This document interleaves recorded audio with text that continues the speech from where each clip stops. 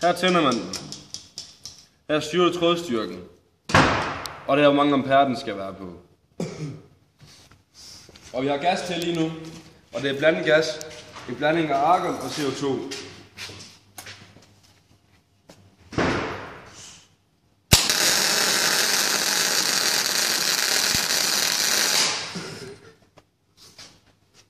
Sådan ser det ud, når man svejser med gas.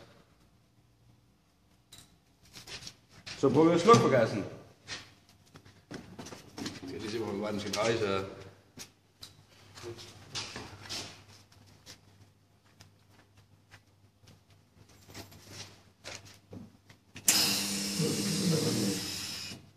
Er den ikke slukket endnu? Ja. Så nu er du sikker, hvis du lige trykker på gang, så er du sikker på, at den er helt væk. Så nu er den tom. Så ja.